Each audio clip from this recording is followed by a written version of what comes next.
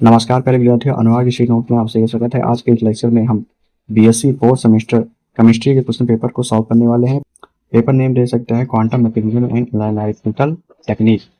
तो जिन विद्यार्थियों का केमिस्ट्री का पेपर नहीं हुआ उनके लिए यह क्वेश्चन पेपर बहुत ही महत्वपूर्ण होने वाला है और यह क्वेश्चन पेपर सभी यूनिवर्सिटी के लिए है।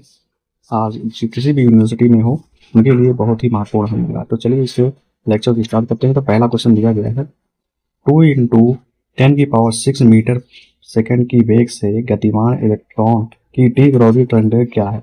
और इसमें देखिए तो ये एच का मान दिया गया है, फिर एम ई का मान दिया गया है। तो इसका देखिए फार्मूला क्या होता है, इसका हमने सॉल्व किया था नीचे, अभी दिखाते हैं। ये देखिए ये formula lambda equal to h/mv। तो इसमें अगर हम इसको सॉल्व करेंगे तो ये आएगा हमारा, तो हमारा पहला वाला आएगा, इसको हम सॉल्व करेंगे यहाँ से। तो हमारा ये पहला क्वेश्चन ऑप्शन नंबर पहला आ जाएगा। ऑप्शन नंबर पहला ये देख के दिया गया है। तो पहला का ऑप्शन नंबर पहला होगा 3.64 × 10⁻⁻10 मीटर। तो पहला का पहला हो जाएगा।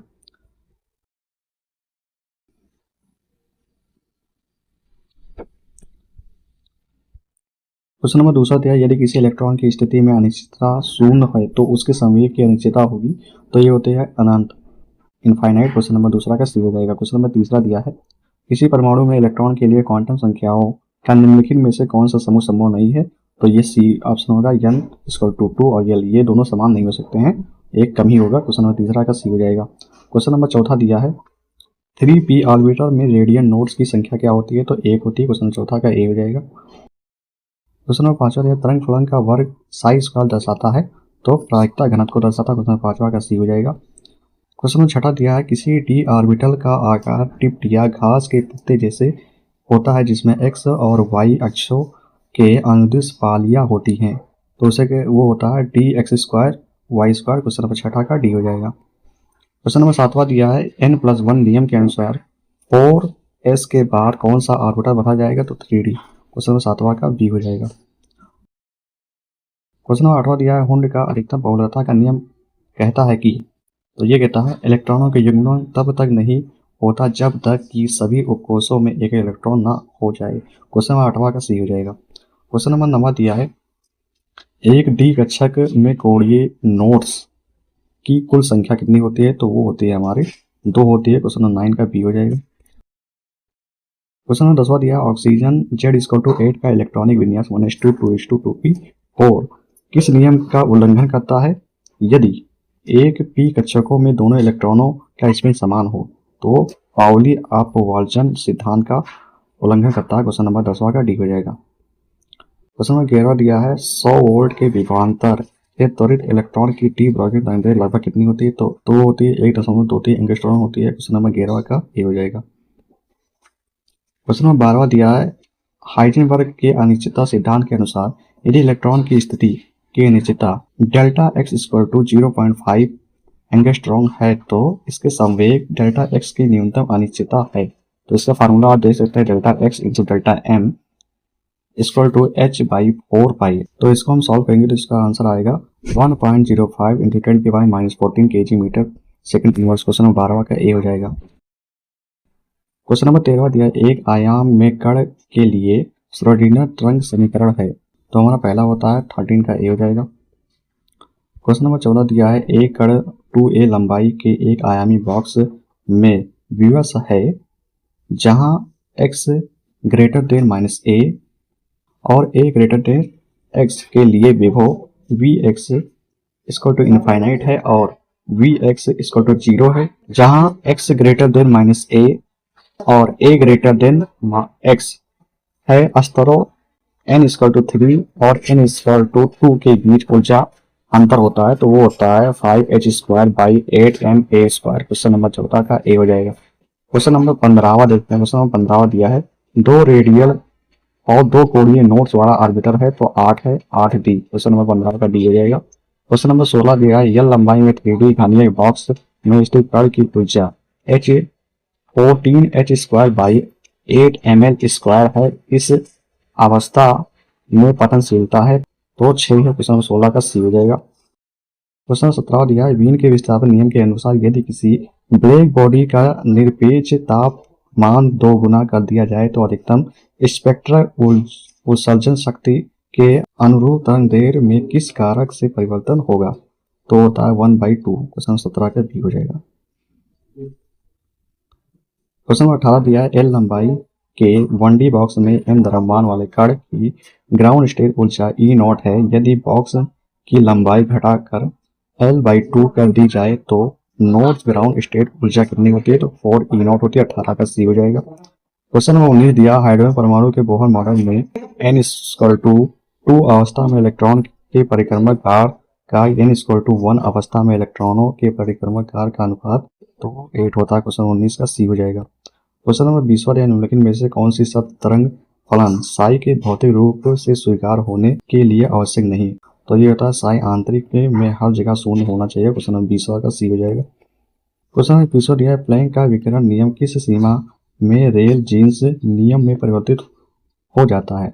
तो होता है लंबी तरंग दैर्घ्य। क्वेश्चन नंबर 21 का डी हो जाएगा। क्वेश्चन नंबर 22 दिया, अंतरनाभिकीय दूरी अधिकतम होने पर हाइड्रोजन के MOS के लिए ऊर्जा का सही क्रम निम्नलिखित में से कौन सा है? तो होता है E bonding MOS = E anti bonding MOS। Question number 22 का सी हो जाएगा। क्वेश्चन नंबर 23 दिया, प्लांक के विकिरण नियम में यह मानकर पराबैंगनी पर्ले की समस्या का समाधान किया तो की ऊर्जा असतत पैकेटों HV में परिमारित है। क्वेश्चन नंबर 23 का बी हो जाएगा। क्वेश्चन नंबर 24 दिया है, प्रकाश विद्युत प्रभाव में रोधन विभव निर्भर करता है? तो वो करता है केवल प्रकाश की आवृत्ति पर। क्वेश्चन नंबर 24 का बी हो जाएगा। क्वेश्चन नंबर 25 दिया है, कंपन प्रकीर्णन में कोण थीटा पर प्रकीर्णित X किरणों की तरंग दैर्घ्य में परिवर्तन निम्न द्वारा दिया जाता है? तो होता है delta lambda h/MEC 1 - cos theta. Question number 25 का ए हो जाएगा। क्वेश्चन नंबर 26 दिया है, हिल्सबर्ग अनिश्चितता सिद्धांत कहता है कि स्थिति और समय के लिए, तो ये पहला हो जाएगा। क्वेश्चन नंबर 25 का ए हो जाएगा। क्वेश्चन नंबर 27 दिया, निम्नलिखित में से कौन सा हाइड्रोजन परमाणु के बोहर मॉडल का दोष है? तो होता है यह स्पेक्ट्रल रेखाओं की सूक्ष्म संरचना की व्याख्या करने में विफल रहता है। क्वेश्चन 27 का बी। क्वेश्चन नंबर 28 दिया है, क्वांटम यांत्रिकी में हैमिल्टोनियन ऑपरेटर H दर्शाता है? तो वो दर्शाता है प्रणालियों की कुल ऊर्जा गतिज प्लस स्थिति। क्वेश्चन नंबर 28 का बी हो जाएगा। क्वेश्चन नंबर 29 दिया है, वैद्युत चुंबकीय स्पेक्ट्रम में कौन सा क्षेत्र अणुओं में घूर्णी संक्रमणों से मेल खाता है? तो वो माइक्रोवेव क्षेत्र होता है। क्वेश्चन 29 का बी हो जाएगा।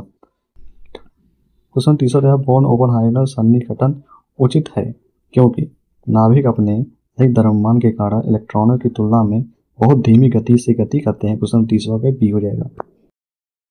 क्वेश्चन नंबर 31 दिया है, एक आरेखिक त्रिपरमाण्विक अणु में कंपन की कितनी स्वतंत्रता की डिग्री होती है? तो 3 होती है। क्वेश्चन नंबर 31 का ए हो जाएगा। क्वेश्चन नंबर 32 दिया, घूर्णी क्वांटम अवस्था में एक कठोर रोटर की ऊर्जा वो होती है EJ+1। क्वेश्चन नंबर 32 का सी हो जाएगा। क्वेश्चन नंबर 33 दिया, शुद्ध घूर्णी माइक्रोवेव स्पेक्ट्रोस्कोपी के लिए चयन नियम है? तो वो होता है डेल्टा J =±1 और अणुओं की स्थिति द्विध्रुव आघूर्ण होना चाहिए। क्वेश्चन 33 का बी हो जाएगा। क्वेश्चन 34 दिया, एक द्विपरमाण्विक अणु के शुद्ध घूर्णी स्पेक्ट्रम में वर्णक्रमीय रेखाएं किसके द्वारा अलग होती हैं? तो होते 2B। क्वेश्चन नंबर 31 का डी हो जाएगा। क्वेश्चन नंबर 32 दिया, एक द्विपरमाण्विक अणु का घूर्णी स्थिरांक B बंध लंबाई R0 से संबंधित है द्वारा होता है B = H/8π² Lc। Question number 35 का बी हो जाएगा। क्वेश्चन नंबर 36 दिया, तापमान T पर सबसे अधिक आबादी वाले घूर्णी स्तर का J मान लगभग, तो बी होता है Jmax = √kT/2hcb -12। क्वेश्चन नंबर 36 का बी हो जाएगा। क्वेश्चन नंबर 37 दिया है, एक सरल आवर्त डोनर क्वांटम यांत्रिक के ऊर्जा स्तर निम्न द्वारा दिए जाते तो होता है EV = hv√v+12। क्वेश्चन नंबर 37 का बी हो जाएगा। क्वेश्चन नंबर 38 दिया, अवरक्त कंपन स्पेक्ट्रोस्कोपी के लिए स्थूल चयन नियम है? तो होता है कंपन के लिए द्विध्रुव आघूर्ण में परिवर्तन होना चाहिए। क्वेश्चन नंबर 38 का सी हो जाएगा। क्वेश्चन नंबर 39 दिया, एक द्विपरमाण्विक अणु की कंपन आवृत्ति बल स्थिरांक K और अपचयित द्रव्यमान म्यू से निम्न द्वारा संबंधित है, तो वो होता है, पहला होता है v equal to half by mu by k, आप 39 का ए हो जाएगा। क्वेश्चन नंबर 40 दिया है H2 और D2 डेक्टोरियम के लिए कंपन आवृत्ति का अनुपात V H2 by V D2 लगभग, तो होता है √2 के बराबर। क्वेश्चन नंबर 40 का बी हो जाएगा। क्वेश्चन नंबर 41 दिया, कौन सी आवर्त आवृत्ति सीमा OH की कंपन विशेषता है, तो है 3200 से 3600 सेंटीमीटर इनवर्स। क्वेश्चन नंबर 41 का डी हो जाएगा। क्वेश्चन नंबर 42 रमन स्पेक्ट्रोस्कोपी के लिए तो चयन है, कंपन या ध्रुवण से ध्रुवीकरण में परिवर्तन होना चाहिए। क्वेश्चन 42 का सी हो जाएगा। क्वेश्चन 43 दिया, द्विआण्विक अणु के शुद्ध ध्रुवीय रमन स्पेक्ट्रम के लिए चयन नियम है, तो होता है delta J equal two plus minus T. Question 43 का डी हो जाएगा। क्वेश्चन नंबर 44 दिया, रमन स्पेक्ट्रोस्कोपी में स्टोक्स रेखाएं किस आवृत्ति पर प्रकट होती हैं, तो होती है V naught minus delta V आपतित से कम। क्वेश्चन 44 का सी। क्वेश्चन बता दिया है, फ्रैंक कोल्डन सिद्धांत कहता है कि इलेक्ट्रॉनिक संक्रमण के दौरान क्या होता है, तो इलेक्ट्रॉनिक संक्रमण इतनी तेजी से होता है कि नाभिक अपनी स्थिति और संवेग नहीं बदलते। क्वेश्चन नंबर 45 का बी हो जाएगा। क्वेश्चन नंबर 46 दिया है, स्पिन बहुलकता में परिवर्तन के जड़ों द्विपरमाणविक अणुओं में इलेक्ट्रॉनिक संक्रमण के लिए चयन नियम है, तो वो होता है delta S equal to 0। Question number 46 का बी हो जाएगा। क्वेश्चन नंबर 27 दिया है, FTIR Fourier transform IR spectroscopy में विक्षेपण तत्व के प्रति स्थापित करने वाला प्रमुख घटक, तो वो होता है माइकलसन इंटरफेरोमीटर। क्वेश्चन नंबर 47 का सी हो जाएगा। क्वेश्चन नंबर 28 दिया है, AN2 जैसे नाभिकीय द्विपरमाणुओं का अध्ययन ध्रुवीय रमन स्पेक्ट्रोस्कोपी द्वारा क्यों किया जाता है, लेकिन माइक्रोवेव स्पेक्ट्रोस्कोपी द्वारा नहीं, तो होता है N2 में कई अस्थायी द्विध्रुव नहीं होता, माइक्रोवेव निष्क्रिय परंतु घूर्णन पर ध्रुवीकरण में परिवर्तन होता है, रमन सक्रिय। क्वेश्चन 28 का बी हो जाएगा। क्वेश्चन 49 दिया है, IR स्पेक्ट्रोस्कोपी ने फिंगरप्रिंटिंग क्षेत्र लगभग किस क्षेत्र में स्थित है, तो होता है 1500 से 500 सेंटीमीटर इनवर्स। क्वेश्चन नंबर 49 का सी हो जाएगा। क्वेश्चन नंबर 50 दिया, निम्नलिखित में से किस बाधा का बल स्थिरांक के सबसे अधिक होता है, तो होता है C/3 1500 न्यूटन प्रति मीटर। क्वेश्चन नंबर 50 का सी हो जाएगा। क्वेश्चन नंबर 51 दिया है, किस इलेक्ट्रॉनिक संक्रमण के लिए सबसे अधिक ऊर्जा की आवश्यकता होती है और यह निर्वात परावैद्युतिक क्षेत्र 1550 mm से नीचे में होती है, होते हैं, तो ये होता है CH या CC बॉन्ड का sigma sigma star bond. Question number 51 का सी हो जाएगा। क्वेश्चन नंबर 52 दिया है, एक ऑक्सीक्रोन जब एक क्रोमोफोर से जुड़ता है तो बाइथ्रोक्रोमिक शिफ्ट उत्पन्न करता है, क्योंकि यह अनुनादी द्वारा क्रोमोफोर पाई प्रणाली के एकाकी युग्म इलेक्ट्रॉनों का दान करता है, जिसमें होमो ऊर्जा बढ़ जाती है। क्वेश्चन नंबर 52 का बी हो जाएगा। क्वेश्चन 53 दिया, निम्नलिखित में से कौन सा कारक कार्बोनिक यौगिक के पराबैंगनी स्पेक्ट्रम में हाइपोक्रोनिक नीला शिफ्ट उत्पन्न करता है, वो होता है N हेज बैंड के लिए विलायक को हेक्सेन में एथेनॉल में बदलता। क्वेश्चन 53 का बी। क्वेश्चन नंबर 54 दिया, एक मोलर जिसकी अवशोषकता 5000 litre mole inverse centimetre inverse है का पाथ लंबाई L इक्वल टू 2 सेंटीमीटर पर अवशोषण A इक्वल टू 1.0 है, सांद्रता क्या होगी, तो वो होती है 1 × 10⁻⁴ मोल प्रति लीटर। क्वेश्चन नंबर 54 का सी हो जाएगा। क्वेश्चन नंबर 55 दिया है, एसीटोन की N पाई हेज बॉन्ड 279 नैनोमीटर में 1500 है, जबकि पाई हेज 188 नैनोमीटर में 9000। N हेज में दुर्बल होने के कारण, तो होता है यह सममिति वर्णिज कक्षक सममिति असंगतता के कारण संक्रमण घूर्ण समाकाल लगभग 0 है। क्वेश्चन 55 का बी हो जाएगा। क्वेश्चन नंबर 56 दिया है, वुड वर्ल्ड के अनुसार लैम्डा मैक्स के आधार का मान इस प्रकार है, हेट्रोइंसुलर एस ट्रांस डाइन 270 नैनोमीटर और होमोइंसुलर एस डाइन 253 नैनोमीटर है। होमोइंसुलिन डाइन अधिक लैम्डा पर अवशोषित होता है, क्योंकि तो ये होता है यश से संरचना वलय में स्थित यश ट्रांस की तुलना में बेहतर पी कक्षीय ओवरलैप और अधिक संयोग की अनुमति देती है। क्वेश्चन नंबर 56 का बी हो जाएगा। क्वेश्चन नंबर 57 दिया है, वुडवर्ड के डाइंग नियमों में मूल डाइंग के अतिरिक्त प्रत्येक अतिरिक्त संयुग्मित द्विबंध के लिए कौन सा वृद्धिमान मान जोड़ा जाता है? तो होता है प्लस 30 नैनोमीटर। क्वेश्चन 57 का सी हो जाएगा।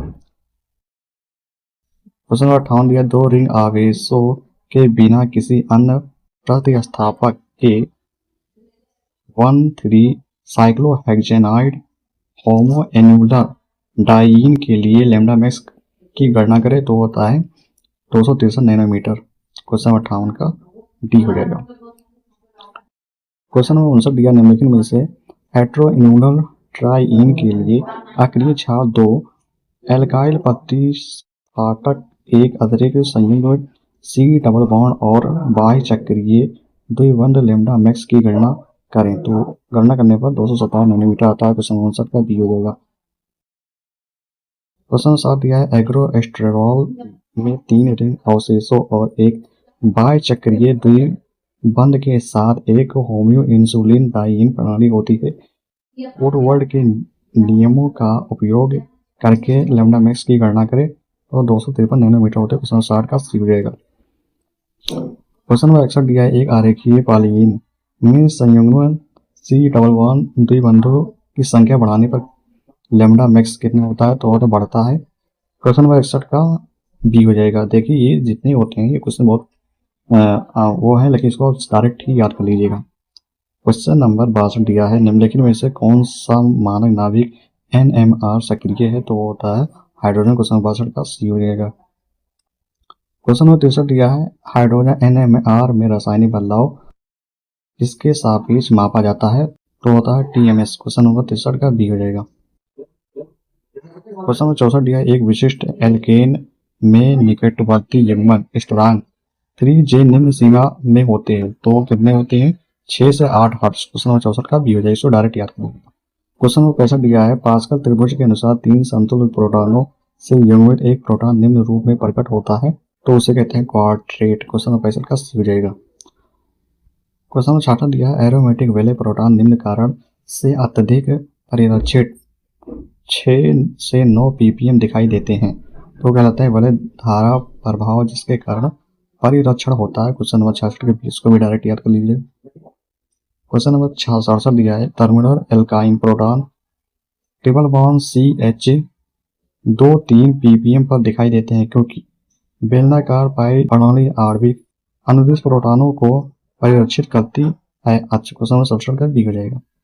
क्वेश्चन नंबर 68 दिया है, कार्बन पर एक इलेक्ट्रोनेगेटिव प्रतिस्थापन आसन्न प्रोटॉनों को निम्न में से निम्न में स्थानांतरित करता है तो उसे कहते हैं डाउनफील्ड की ओर स्थानांतरित। क्वेश्चन नंबर 68 का बी हो जाएगा। क्वेश्चन नंबर 69 दिया है, एथेनॉल CH3CH2OH के HNMR स्पेक्ट्रम में CH3 समूह निम्न रूप में दिखाई देते हैं तो वो ट्रिपलेट में दिखाई देते हैं। क्वेश्चन 69 का सी हो जाएगा। क्वेश्चन 70 दिया है, एथिल एसीटेट CH3COOCH2CH3 कितने विशिष्ट HNMR संकेत देता है? तो 3 संकेत देता है। क्वेश्चन 70 का बी हो जाएगा। क्वेश्चन 71 दिया है, एसिटाल्डिहाइड में एल्डिहाइड प्रोटॉन CHO लगभग किस आवृत्ति पर प्रकट होता है? तो होता है 9 से 10 ppm। क्वेश्चन 71 का डी हो जाएगा। क्वेश्चन 72 दिया, कौन सा स्पेक्ट्रोस्कोपिक डेटा किसी अज्ञात यौगिक में एरोमेटिक रिंग की उपस्थिति की पुष्टि करता है? तो होता है HNMR UV पाई अवशोषण 250 से 280 nm। क्वेश्चन 72 का बी हो जाएगा। क्वेश्चन 73 दिया, किसी नाभिक के NMR सक्रिय होने के लिए उसमें होना चाहिए नहीं तो होता है गैर शून्य नाभिकीय स्पिन क्वांटम संख्या। क्वेश्चन 73 का बी हो जाएगा। क्वेश्चन 74 दिया, एक स्पेक्ट्रम में प्रथम कोटि माना जाता है जब अनुपात डेल्टा V/J होता है तो लेस देन 10। क्वेश्चन 74 का सी हो जाएगा। क्वेश्चन 75 दिया, बेंजोल्डिहाइड में एल्डिहाइड प्रोटॉन 10 ppm पर दिखाई देता है क्योंकि यह कार्बोनिल एसिसोट्रोपी और एरोमेटिक रिंग दोनों द्वारा परिरक्षित नहीं होता है धारा। क्वेश्चन नंबर 75 का ये हो जाएगा। क्वेश्चन नंबर 76 दिया है। क्वेश्चन नंबर 76 दिया है HMR स्पेक्ट्रोस्कोपी में प्रत्येक शिखर के नीचे का क्षेत्रफल एकीकरण किसके समानुपाती होता है? तो होता उस संकेत को उत्पन्न करने वाले प्रोटॉनों की संख्या। क्वेश्चन नंबर 76 का बी हो जाएगा। क्वेश्चन नंबर 77 दिया एथिल बेंजीन C6H5CH2CH3 में CH2 प्रोटॉन किस रूप में दिखाई देते हैं? 2.6 ppm पर चतुर्भुज। क्वेश्चन 77 का बी हो जाएगा। क्वेश्चन नंबर 78 दिया टॉल्यूइन C6H5CH3 के HMR में उपस्थित मेथाइल प्रोटॉन निम्नतम मान पर दिखाई देते हैं, तो वो होते हैं 0.9 ppm। क्वेश्चन नंबर 78 का ए हो जाएगा। क्वेश्चन नंबर 79 को देखते हैं एक मास स्पेक्ट्रोमीटर में आणविक आयन शिखर M+ निम्न को दर्शाता है। तो देखिए दोनों को दर्शाता है। एक इलेक्ट्रॉनों के निकलने के बाद बिना खंड आयन अणुओं से एक इलेक्ट्रॉन के निकलने के बाद। क्वेश्चन नंबर 79 का सी हो जाएगा। क्वेश्चन नंबर 80 है निम्नलिखित में से कौन सा मास इस स्पेक्ट्रोस्कोपी में आयनीकरण कक्ष का कार्य नहीं है? बता आयनों का पता लगाना। क्वेश्चन नंबर 80 का सी हो जाएगा। क्वेश्चन नंबर 81 दिया द्रव्यमान स्पेक्ट्रोस्कोपी में मेटास्टेबल आयन तब बनता है जब एक खंडित आयन आगे विखंडित हो जाता है, जिसका जीवन काल 10⁻⁻6 से 10⁻⁸ सेकंड होता है। क्वेश्चन नंबर 81 का बी हो जाएगा। क्वेश्चन नंबर 82 है मेसला-फर्टी पुनर्व्यवस्थित सबसे अधिक किसमें होने की संभावना होती है? तो होती है वाई हाइड्रोजन वाले कार्बोनिल यौगिक। क्वेश्चन नंबर 82 का बी हो जाएगा। क्वेश्चन नंबर 83 है द्रव्यमान स्पेक्ट्रोस्कोपी का सिद्धांत किस पर आधारित है? तो होता है द्रव्यमान आवेश अनुपात M/Z के आधार पर आयनों का पृथक्करण। क्वेश्चन नंबर 83 का बी हो जाएगा। क्वेश्चन नंबर 84 दिया है द्रव्यमान स्पेक्ट्रम के आधार पर शिखर है, तो होता है उच्चतम सापेक्ष तीव्रता 100% वाला शिखर। क्वेश्चन नंबर 84 का सी हो जाएगा। क्वेश्चन नंबर 85 द्रव्यमान स्पेक्ट्रोमेट्री की विखंडन प्रक्रिया में अल्फा विखंडन से तात्पर्य है होता है हेट्रोएटम के निकटवर्ती बांध का टूटना। क्वेश्चन नंबर 85 का ए हो जाएगा। क्वेश्चन नंबर 86 दिया वाष्पशील और वाष्पीय रूप से स्थिर यौगिकों के लिए सबसे उपयुक्त आयनीकरण विधि है, तो वो होता है इलेक्ट्रॉन प्रभाव EI आयनीकरण। क्वेश्चन नंबर 86 का ए हो जाएगा। क्वेश्चन 87 दिया द्रव्यमान स्पेक्ट्रोमेट्री में MZ शब्द क्या दर्शाता है? तो वो दर्शाता है द्रव्यमान को आवेश से भाग देने पर प्राप्त मान। क्वेश्चन 87 का बी हो जाएगा। क्वेश्चन 88 है मैकला-फर्टी पुनर्व्यवस्थापन में 6 सदस्यीय संक्रमण अवस्था शामिल होती है, कौन सा परमाणु एक पूर्ण व्यवस्थापन का हिस्सा नहीं है? तो वो बीटा कार्बन नहीं है। क्वेश्चन 88 का सी हो जाएगा। क्वेश्चन 89 दिया है विलायक निष्कर्षण को निम्न के आधार पर वर्गीकृत किया जाता है, तो होता है निष्कर्षित पदार्थ की प्रवृत्ति प्रत्येक विलायक की प्रवृत्ति दोनों के लिए ए और बी दोनों। 89 का सी हो जाएगा। क्वेश्चन 90 दिया है विलायक निष्कर्षण का सिद्धांत निम्न पर आधारित है, तो किस पर आधारित है? तो होता है अमिश्रणीय विलायकों में घुलनशीलता में अंतर। क्वेश्चन 90 का बी हो जाएगा। क्वेश्चन 91 क्रोमेटोग्राफी में निम्न प्रकार से वर्गीकृत किया जाता है, तो गतिशील और स्थिर चयन दोनों की अवस्थाओं और पृथक्करण क्रिया विधि के द्वारा। क्वेश्चन 91 का सी हो जाएगा। क्वेश्चन 92 दिया अवधि शोषित क्रोमेटोग्राफी के सिद्धांत पर आधारित है, स्थिर अवस्था में सतत पर विश्लेषण पदार्थों का चयनात्मक अधिशोषण। क्वेश्चन नंबर 92 का बी हो जाएगा। क्वेश्चन 93 दिया आयन विनिमयीकरण क्रोमेटोग्राफी किसके पृथक्करण के लिए प्रभावी है? तो होता आवेशित प्रजातीय आयन या आयनीकरण योग्य अणु। क्वेश्चन नंबर 93 का बी। क्वेश्चन 94 क्रोमेटोग्राफी में RF मान क्या दर्शाता है? विलय द्वारा तय की गई दूरी या विलायक द्वारा तय की गई दूरी का अनुपात। क्वेश्चन 94 का जाएगा। क्वेश्चन 95 क्रोमेटोग्राफी में इल्यूशन विधि को इस नाम से भी जाना जाता है, किस नाम से जाना? Gradient evolution. क्वेश्चन 95 का सी। क्वेश्चन 96 दिया है विस्थापन विकार क्रोमेटोग्राफी में क्या होता है? इससे तरल धीरे धीरे एक विस्थापनक से संतृप्त होता है। क्वेश्चन 96 का ए हो जाएगा। क्वेश्चन 97 है क्रोमेटोग्राफिक कॉलम की दक्षता का वर्णन निम्न द्वारा किया जाता है, तो ये सभी हो जाएंगे वो सभी। क्वेश्चन 97 का डी हो जाएगा। क्वेश्चन 98 उच्च प्रदर्शन तरल क्रोमेटोग्राफी HPLC में स्थित चरण के कण होते हैं तो कितने होता है आपके इच्छाकृत छोटे 3 से 10 माइक्रोमीटर। क्वेश्चन 98 का बी हो जाएगा। क्वेश्चन 99 दिया है क्रोमेटोग्राफी में प्रतिधारण समय निम्न से प्रभावित होता है। तो किससे प्रभावित होता है? यह सभी से तापमान का मोबाइल चरण की प्रवाह दर, गतिशील और स्थिर चरणों की प्रवृत्ति और ध्रुवीयता। उपरोक्त सभी क्वेश्चन 99 का डी हो जाएगा। क्वेश्चन नंबर 100 दिया है क्रोमेटोग्राफी में विभेदन आरएस को निम्न द्वारा बेहतर बनाया जाता है। तो किसे? तो सभी के द्वारा बेहतर बनाया जाता है और सभी में 100 का डी हो जाएगा। तो इसी के साथ हमारे क्वेश्चन समाप्त होते हैं। आशा करते हैं आप लोगों को यह लेक्चर पसंद आया होगा और जो लोग चैनल पर नए हैं वो सब्सक्राइब करें और लाइक करें, इस वीडियो को अपने दोस्तों के साथ शेयर भी करें। तो इसी के साथ इस लेक्चर का हम अंत करते हैं। धन्यवाद आप सभी का।